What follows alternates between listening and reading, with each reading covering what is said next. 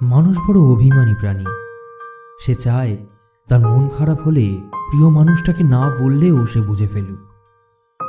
Phone করে খানিক ম্লান গলায় হ্যালো বলতেই ওপারের মানুষটা বলুক, তোমার মন খারাপ?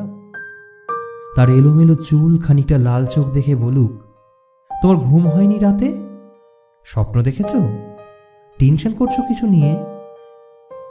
সে চায় মানুষটা বুঝুক কখন শক্ত করে বুকের সাথে চেপে ধরতে হয়, চোখের সামনে আলতো করে হাত ছুঁয়ে বন্ধ করে দিতে হয় চোখের পাতা।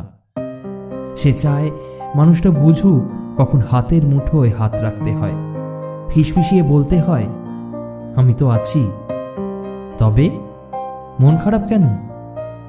সে চায় মাঝরাত্রি এসে টের পাক পাশের মানুষটা তার মাথার নিচে সরে যাওয়া বালিশটা ঠিক করে দিচ্ছে। সে সাথে যখন খানিকটা হিম নামে তখন জড়িয়ে দিচ্ছে ওম চাদর।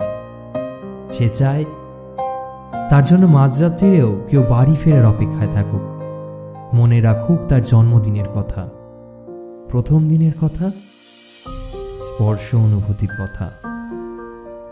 সে চায় তাকে ছুঁয়ে দেখতে গিয়ে কেউ মিথ্যে মিথ্যে অজুহাত বানাক, কেউ কপাল ছুঁয়ে বলুক, দেখি দেখি তোমার জ্বর নয় তো। অভিমানে অনেক দূরে সরে যেতে চাইতেই কেউ বলুক, খানিক ভুল করেছি বলেই দূরে সরে যেতে হবে। তবে এই যে এত ভালোবাসি, তাতে আরো কাছে আসা যায় না? আরো আরো কাছে, অনেক অনেক কাছে। মানুষ বড় অভিমানী প্রাণী। তারা দুজনই কেবল চায় এসবই ওই মানুষটা করুক, ওই অন্য মানুষটা।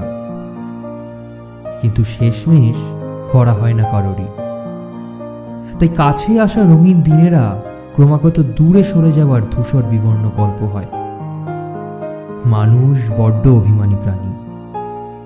অভিমানে সে ক্রমশই দূরে চলে যায়, আর বুকে পুষে রাখে এক সমুদ্র আক্ষেপ।